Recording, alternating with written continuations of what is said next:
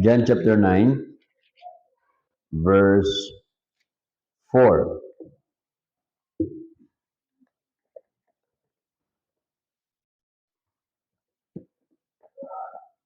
May kukunin lang tayong talata po dito. John chapter 9, verse number 4. Nakita niyo na mga kapatid? Okay, basahin natin. Ready? Read. I must work the works of him that sent me, while it is day, the night cometh, when no man can work. Tayo po ay manalangin. Heavenly Father, we thank you so much for the reading of your words tonight. I pray, dear Father, that you are going to bless us, encourage us. Huwag kaming alis sa dakong ito na hindi po namin taglay ang mapagpalang spiritual. Lahat na ito aking dadalangin, pinapasalamatan sa matamis sa plan ng Kristo Jesus, amin Diyos sa kabaligtas. Amen. Okay, please be seated. So we are going to discuss about work. Dito po nakalagay po dyan, sabi ng ating Panginoon ay must work the works. So ang trabaho natin is not only one, it's not limited to one. So nakalagay dyan works. Marami of him that sent me, while it's day, the night cometh, when no man can work. Alam niyo mga kapatid, sometimes yung work ay nahadlangan po yan. Marami po, ano ho. So tayo po ay may tinatawag na mga hindrances to work. Halimbawa lang, ikaw po ay pagod. Yung trabaho mo, medyo hindi ka efficient doon sa work mo pagka ikaw ay pagod. Stress ka, hindi ka rin makakonsentrate sa trabaho mo. At lalo na pag ikay gutom. Pag gutom ka, alam mo, hindi ka concentrated sa trabaho. Bakit? Ang laman ng isip mo, pagkain eh. So, ganun po yan. At pag may kaaway ka, you are not concentrated in your work. Pag ikaw din ay may kakompetensya, you are not concentrated in your work because you rely on competence. Okay? Hindi yung tinatawag na love to that work. Gusto mo paligsahan, karirahan, hindi po yan. Kaya nga minsan sa kalsada, maraming banggaan kasi karirahan. Mga jeepneys natin, sa halip na naghahanap buhay, nagkarira sa kalsada. Okay? So, ito po yan mga kapatid. So, meron tayong tinatawag na mga hindrances sa trabaho natin. Para ba yung sasakyan, maraming hadlang yan. Pagka ikay magpatakbo, kulang ka ng hangin, delikado ka. Kaya sabi nga ng isang may-ari ng sasakyan, bago naman yung gulong, bago na puno naman yung tangke, bago naman yung battery, bakit ayaw pa rin talaga gumana yung aking makina? Yung pala, walang langis yung yung engine oil ba, walang langis. Hindi talaga gagana yan, kumatok na eh. So, ibig sabihin, kahit gaano kaganda ng sasakyan, pag mayroong isang kulang doon, mapiktuhan yung performance niya. Subukan nyo lang. Matusok lang kayo dito sa daliri nyo. Simpleng tusok lang, nakukunti. Yung buong katawan nyo, apektado. Kasi ang isip mo nandoon sa lugsog na yon. Nandoon eh. So, yung pain, yung nagkukos ng hindi ka ganado magtrabaho. Subukan mo magtrabaho, masakit ang ulo mo. Ulo lang naman yun eh. Pero hindi ka makakonsentrate. Subukan mo na magtrabaho na masakit ang ngipin mo. Hindi ka rin makakonsentrate ng tama. So, ito po yung mga hindrances. Ngayon naman, sa atin mga kapatid, sa buhay natin, maraming mga tao, mga excuses, napakarami pagdating sa trabaho. Check natin ha. Luke chapter 9.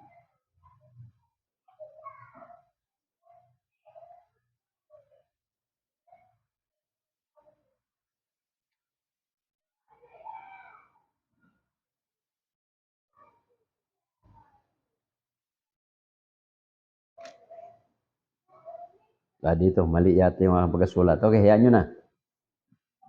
Ito mga kapatid, as a child of God, dito po sa lupang ito, we are just strangers. Tingnan nyo ha, tayo po ay mga estranghero po tayo rito. Yan po yung sabi sa Ephesians chapter 2. Strangers po tayo mga kapatid. Ephesians chapter 2, verse number 12 hanggang 19. Ang sabi po dyan, 12 to 19. That at that time, ye were without Christ, being aliens. Ang ginamit po na word dyan, alien. napakasiklap naman pala. Sabihin, dani ka, alien ka pala. O, di ba? Napakahirap noon. Alien po tayo, ibig sabihin natin, strangers. Ano ba? And strangers from the covenant of promise, having no hope, and without God in this world. So wala po tayong Diyos, mga kapatid. Yung bago natin nakilala ang Diyos. But now in Christ Jesus, ye, who sometimes were a part of, were made nigh by the blood of Christ. For He is our peace, who hath made both one, and had broken down the middle wall of partition between us, having abolished in His flesh the enmity, even the law of commandments contained in ordinances, for to make in Himself of twain one new man. So making peace. So tayo po, pagdating sa 16, might be reconciled both unto God. Okay? Kaya pagdating dyan sa verse 19, now therefore, ye are no more strangers and foreigners, but fellow citizens with the saints and of the household of God. Dati alien ka, stranger ka. Ngayon, fellow citizens ka na. So tingnan nyo our citizenship is in heaven. So dito, citizen tayo ng mundong ito. Nandito tayo nilagay ng Diyos sa Pilipinas. Pwede namang ilagay tayo doon sa gusto mong ilagay eh. Kung po pwede sana, pagkasilang mo, you have given a chance, mamili. Siguro sa iba sa atin ito, piliin Greenland, Iceland, Ireland, Finland. Yun yung may mga land eh. Ayos din yun, no? May mga lupa. Parang sabi nila, meron po bang English na probinsya sa Pilipinas? Sabi ko, meron. Nag-iisa nga lang.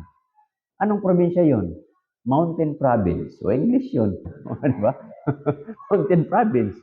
Tinatanong niya kung ano yung English na probinsya sa Pilipinas. Meron ka, Mountain Province.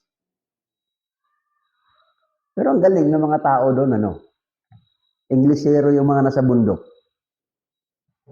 Kasi nga naman, sabi ko, merong syudad dito sa Pilipinas nang gusto-gusto ko, yung Tabuk City. Yun. Gustong-gusto ko yan. Kasi doon, yung mga British na doon. Kaya makita mo yung yung arrangement. Yung mga tao, walang nag-squat sa tabi ng kalsada.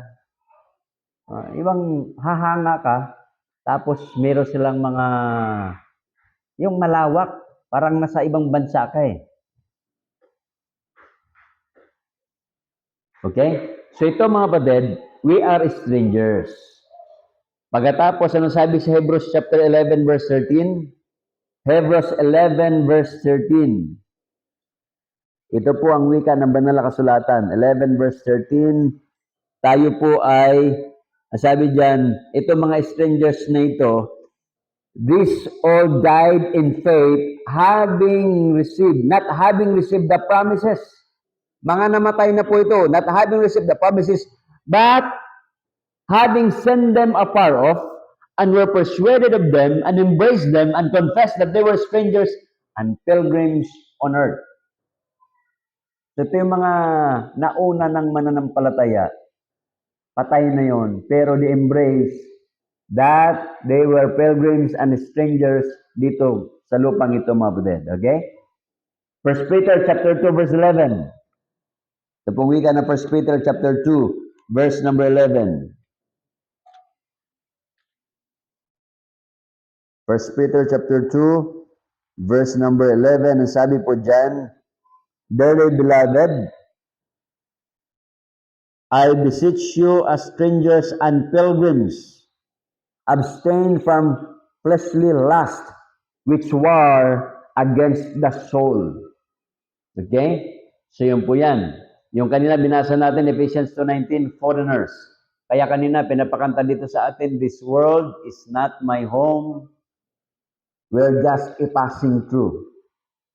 Kung ano mangyaman natin dito, these treasures are laid up. My treasures are laid up somewhere around beyond the blue. Kasi yung treasure natin dito, mga kapatid, temporary lang yan. Pumunta ka ng Tanay, mayroong tinatawag na treasure mountain. Pero hanapin mo yung treasure, wala kang makitang treasure doon. Ang makita mo lang, puno. Pero tinawag siyang Treasure Mountain. Okay? Pero ang tao pupunta doon to see the Treasure Mountain. Kaya ito mga kapatid. So ano ba yung work natin dito? Kung ang buhay natin temporary lang, what will be our work? As far as the Bible is concerned. So meron tayong mga work mga kapatid dito na ibinigay. Pero tingnan muna natin, ano ba buhay natin? Gaano ba ito kaiksi? Yung binan ni Pastor John Pigaw, namatay sa edad na 91 years old. Isipin nyo, 91 years old. Nandoon yung 8 magkakapatid. Ba, isipin nyo na lang, si Sister Aida, yung pinakabunso, kay Daran ko lang yun eh. Oh. Isipin mo yan. Nakilala ko yung panganay kahapon. O, ang panganay, 70 plus. O, isipin mo yung panganay, 70 plus. O, sunod na 70 plus, o 70, pagkatapos 60, so yan. Yung bunso, yun yung 50. O, isipin mo, para yung nandoon sa ano, tayo ba yung Jo, magkasama, o si Raymond? Merong 4 na magkakapatid doon, bisita ni Pastor Joy. Matatanda na. 80s. 80 years old. Ang driver nila, yung kanilang apo. Alam niyo ba yung apo, kung ilang taon na? 50 years old. Oh, sabi ko, ayos ah. Kaidaran ko yung apo. Sabi ko, bakit ho kayo nandito, nanay? Abay, binibisita namin yung nanay namin. Ba, okay ah. Ilang taon ka na ba? 88. 88. Ibig sabihin yung nanay niya, 100 plus na pala yun. Sipin mo yan. Kung 88 siya, di ko nag-asawa yung nanay niya ng 20. Aba, di, ilang taon yung nanay niya. Kaya, kaso lang nung araw kasi, hindi naman nag-asawa ng 20. Maaga nag-asawa noon eh. 16, 18, di ba? O, sipin mo yan. Kaya, ganun ang buhay. So, life is short. Death is sure. The Bible is full of metaphors, mga kapatid, about the nature of our life on earth. Life is short, temporary, a mist. Fast runner, mabilis. Kita niyo yung sa Japan, di ba? Sumiklab lang, ano? Ang operation nila para ma-rescue yung mga tao sa loob ng eroplano, 90 seconds. That is 1 minute and 30 seconds. Sabi ko kung sa Pilipinas siya nangyari, ang dami sigurong selfie muna. Sumabog na rin yung eroplano. Selfie dahil sa kanila, scarcity ng di ba, ng video. Pero kung dito, sabi ko, siguro kung dito nangyari yon, baka walang maligtas eh. Kasi ang concern kagad, kunin yung cellphone, kasi nga umapoy na yung di ba? Ganun ang eh. Kaya ngayon, pinapag-aralan nila, yung tinatawag na paano yung tinatawag doon, anong gagawin mo, siyempre hindi ka pwedeng tumalon kasi nga, sa tulin ng grabe naman Kaya, yun tinatawag na fast runner. A breath or whips of smoke. Yan yung sinabi niya ni Job. Yung parang usok lang. To make the best use of our lives, we must never forget two truths. Ano yan? First, compare with eternity, life is extremely short. Second, earth is only a temporary place of our residence. Ito, temporary lang to. We buy things, we buy car. O, kanina, sabi ni isang paso, bibili siya ng sakyan. O, well, that's temporary things. Okay? Kaya, yun po yan kapatid. Everything here is temporary. Kita natin yung mga millionaires dito sa Pilipinas. When they die, the same. Maaring simenteryo, wala naman siguro. Ay, meron pala. Doon sa Silay. Ang lawak ng I forgot the Guanson ba yun? Akala mo pa siya garden eh. Ang lawak ng garden. Akala ko isang subdivision, yung pala libingan ng pala yun. Sabi ko, ayos ah. Yung libingan may gwardya. Galing, ano? Lawak ng paradahan. Nakatrim yung mga halaman. Ang galing. So habang kinukwento ni Pastor Joy, sabi niya, Pastor, libingan ho yan. Sabi ko, ayos ah. Parang yung libingan dito, yung sa may Arsikula. Yung punta ka ng Buso-Buso. Ang ganda ng diyan eh. Sabi ni Pastor Ray Madrigal, ikaw talaga, Brother Edgar, hindi mo man ako pinapasyal diyan. Tinuro niya eh. Ganda eh. Sabi niya, sige, papasyal kita. Bisitahin ka namin diyan, yearly. Bakit ano ba yan? Libingan. Ay, wag na. Kasi ang ganda ka naman, di ba? Mula Arsikula, di ba? Paliko na ganyan. Makita mo yung simenteryo, ang ganda eh. Ang lalaki ng mga building dyan, yung mga, kaya, mahirap. Okay? So, as a child of God, mga kapatid, we must remember we are living in a temporary and foreign country. Ito po yan. Kaya, ang buhay natin dito, pag tinignan niyo yung simenteryo, merong 10, 20, 30, 40, 50, 60, 70, 80. So yung buhay natin temporary as well as our work is temporary. So ito yun. Ano ba yung mga work natin? So we're going to discuss 3 works na mayroong ipinapagawa ang Diyos sa atin. 2 Corinthians chapter 5, verse number 20. 2 Corinthians chapter 5, verse number 20. Ang sabi po dyan, now then we are ambassadors. So yun po yung ating unang trabaho dito sa lupa. We are ambassadors for Christ. Ano bang meron sa ambassador na yan? Sabi dyan, an ambassador, as an ambassadors, we represent God. So ibig sabihin yung Diyos makita dapat sa buhay natin, mga kapatid. Represent tayo eh. Di ba, nung araw, mayroong mga, yung kumakatok sa bahay, yung I'm knocking your door, mga electrolux nung araw, di ba? Oh. Tapos, kakatok sa bahay ng mga may bahay. So ito yun, they are representing a company. Ngayon, hindi na. Magbibigay ka na lang ng card. You represent a company. Mamimigay ka ng leaflets. You represent a company. So tayo kayo namimigay din tayo ng mga Bibles. Namimigay tayo ng mga leaflets na yan. Because we represent God. The message of those reading materials speaks of our God. Okay? So yun po yung trabaho po natin. As an ambassadors, we represent heaven. Pambihira naman kung representative ka ng langit. Aba, mukha namang anghel yung mukha mo. Yung ayos natin. Hindi yung sasabihin mo, taga-langit ako, pero ang amoy mo, impyerno. Oh, grabe naman. Hindi ka panipaniwala. Oh. Kaya dapat, mag-amoy tayong taga-langit at umakto tayong taga-langit. Kasi yun po yung gusto ng Diyos. Ano pa? As an ambassadors, we represent the kingdom of God. So we represent the kingdom of God. As an ambassadors, we represent the culture, the lifestyle, the values of the kingdom of God. Kaya makita yan sa kilos natin, sa pananalita natin, the way we dress, the way we talk, our thinking should be heavenly. To fulfill our mission as an ambassador, we will contact with people, relate to the people, make friends, makipagkaibigan tayo.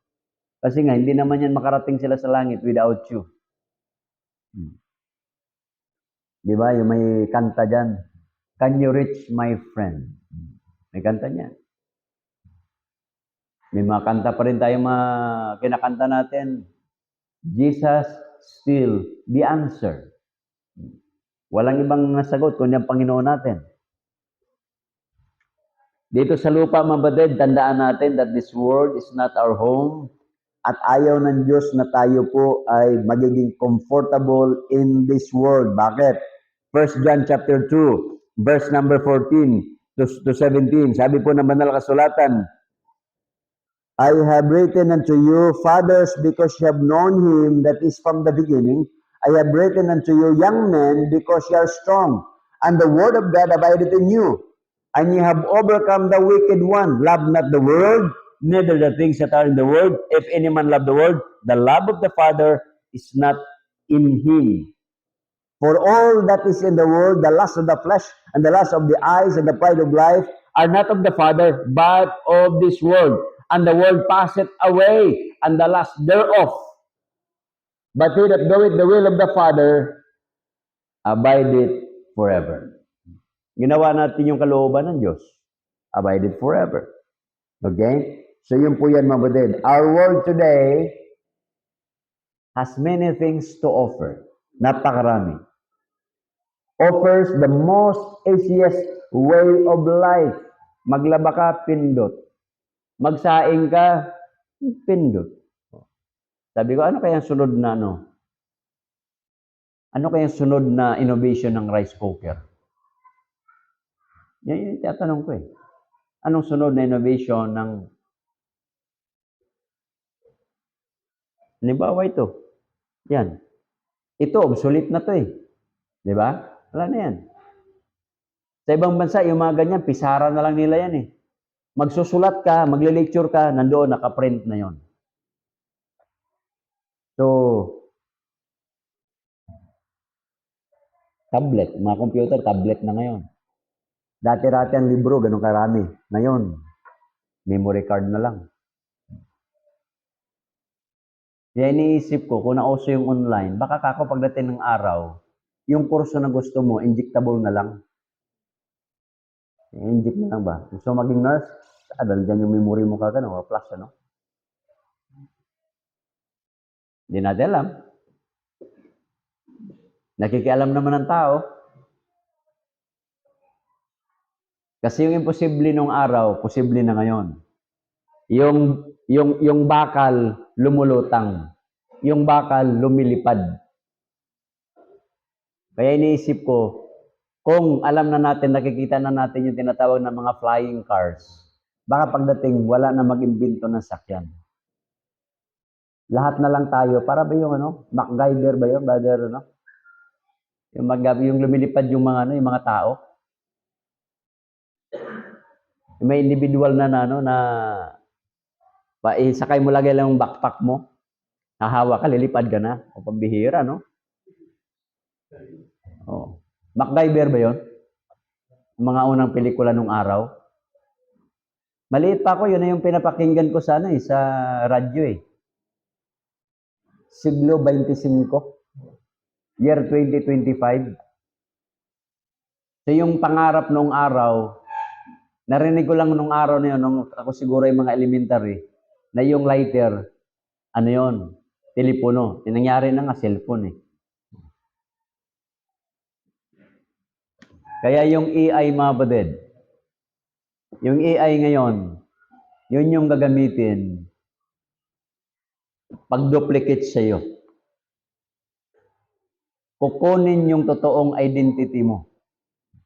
Kaya hindi mo na kinakailangan Kaya kung ikaw ay manager, kinakailangan tawagan ka.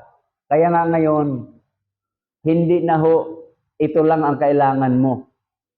Pati yung mata mo, pati na yung boses mo, aalamin na kung ikaw ba yung nagsasabi ng totoo. Kasi nakukopya ang boses eh. Nung araw, pirma lang, acceptable yan.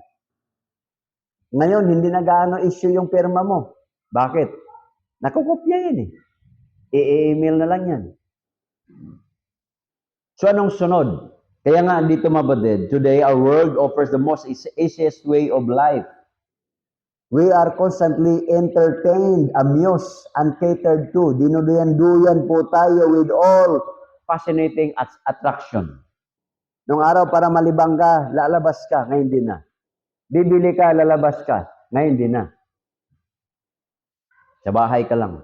Gutom ka, pa-deliver ka. Manood ka ng sine, mag-Netflix ka na lang sa bahay mo. Mag-YouTube ka na lang. So on and so forth.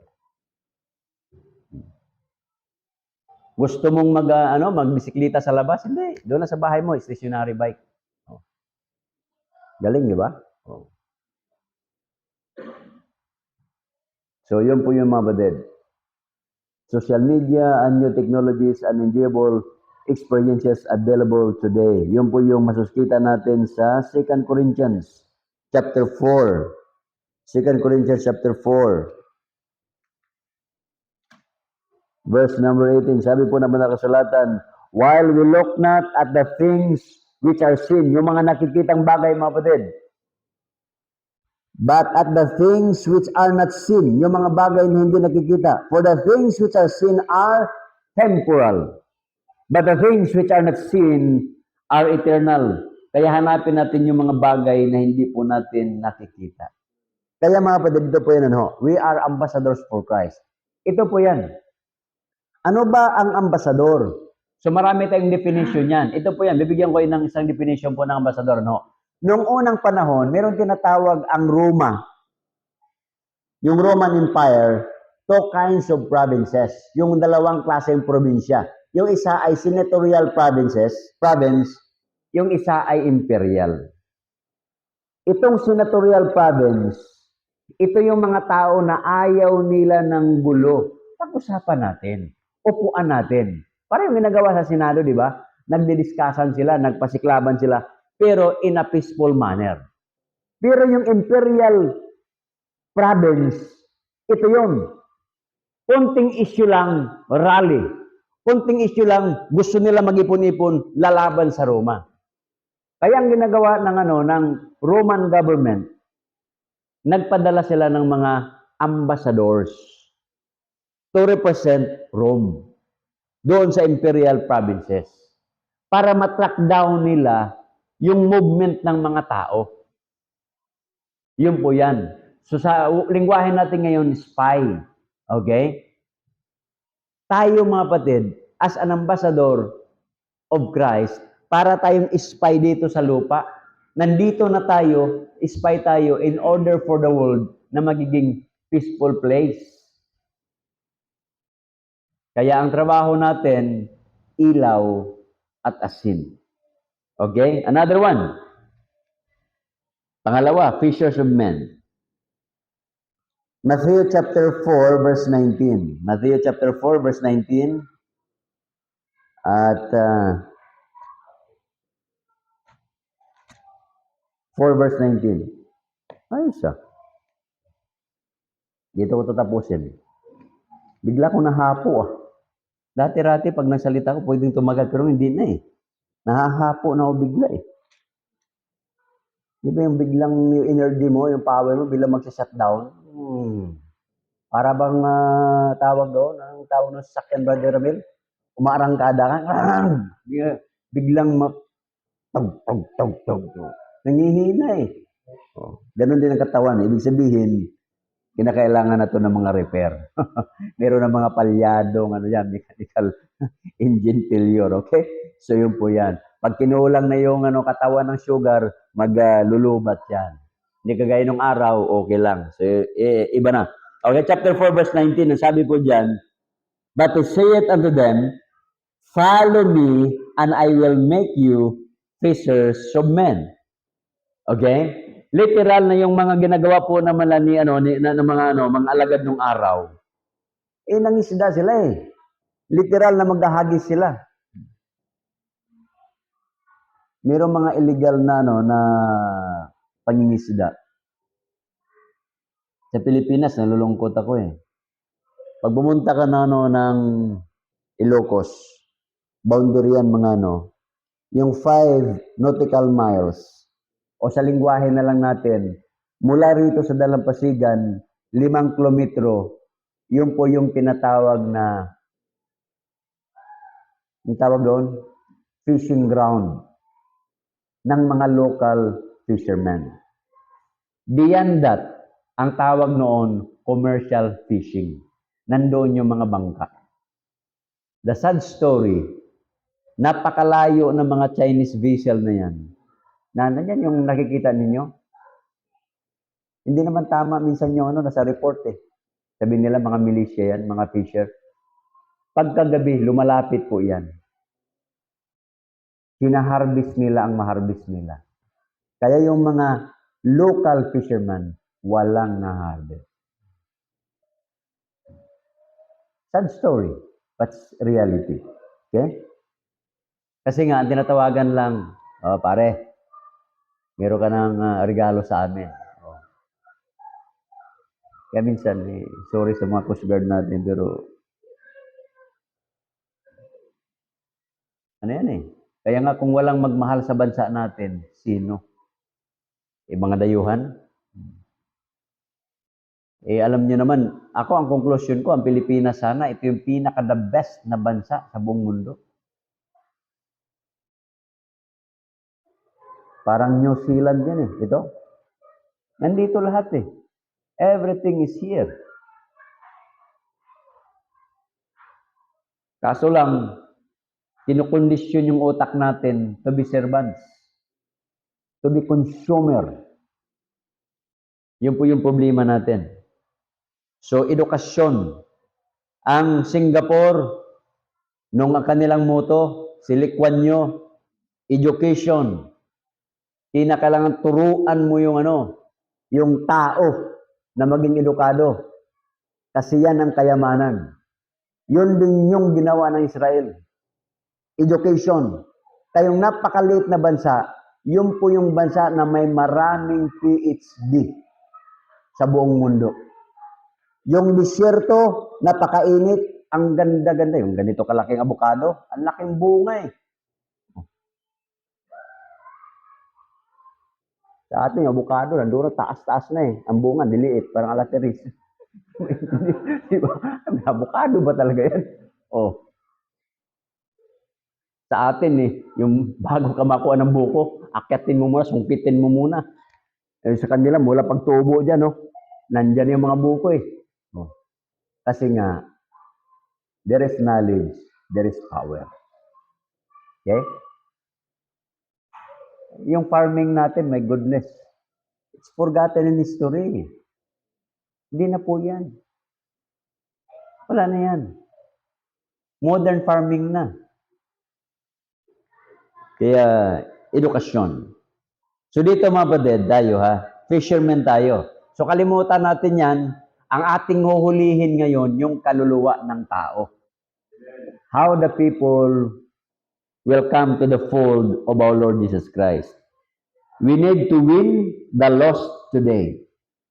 Bakit? Those things. Yung sulat ni Lucas, okay? Sulat ni Lucas sa 16, Luke 16. Luke 16, verse number 24, nakalagay dyan, and he cried and said, Father Abraham, have mercy on me, and send Lazarus. Hell is requesting us. There was a request from hell to send Lazarus. So ito po yung realidad mga kapatid. Luke chapter 15, verse number 7. Luke 15, verse number 7. And I say unto you, that likewise joy shall be in heaven over one sinner that repenteth, more than over 99 just persons which need no repentance. So, ibig sabihin nito, kapatid, the moment somebody ay maligtas yan, heaven is cheering us. Meron, pumapalakpak. So, sinong gagamitin? Tayo, mga kapatid. Ikaw at ako. So, hanggang yan lang po ang munang natin. Kasi medyo... So, our work on earth, mga kapatid, we are ambassadors for Christ and we are fishers of men. Tayo po ay tumayo at tayo po ay manalangin. Heavenly Father, thank you sa reminder po sa gabing ito. Salamat po sa mga palaala about our work. Hindi po kami ang pumili at nagbigay ng work na ito. Pag sinabi ng banal na kasulatan, ye are ambassador, galing sa Diyos yun. Pag sinabi ng banal na kasulatan, I will make you fishers of men, Diyos pa rin. Ito po yung designated work na ibinigay ng Diyos sa atin. Temporarily, dito habang nandito tayo. Kasi we are just pilgrims and strangers sa mundong ito. Huwag tayong magpabanjing-banjing at huwag tayong magpaugoy-ugoy doon sa mga alok ng mundong ito. Napakarami. Yung oras natin, uubusin po dyan. Kaya dapat mapatid, ang utak natin lagi ay gawin natin yung ipinapagawa ng Diyos sa atin. Yun po yung unang binasa at sinabi ng Panginoon, I must work the works of Him that sent me while it is day. The night cometh when no man can work. Hanggat may pagkakataon, may lakas, ay mga kapatid, may opportunity na magtrabaho. Sa trabahong ipinapagawa ng Diyos sa atin, let's do it. Kung naalala mo, 2023, you have a lesser work as an ambassador, as a fisherman. This year, 2024, we'll do more.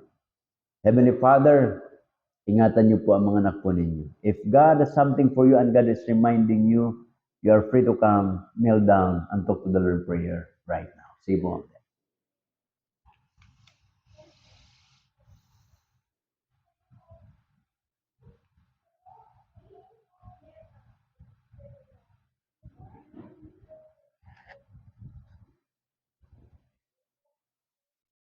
Thank you, Father, for your reminders to us. Encouragement. Thank you for your words. That as your child, we need to do more. We have, as the years go by, we have limited time. So help us to number our days. As we part ways, so Father, guide us and take care of us. Keep us safe. At dalayan ko po na kayo po patuloy na kumilos sa puso't isipan ng bawat isa. Pagpalain niyo ang bawat isa and provide all our needs. All these things, I ask and pray in the name of our Lord Jesus Christ. Amen. God bless us all.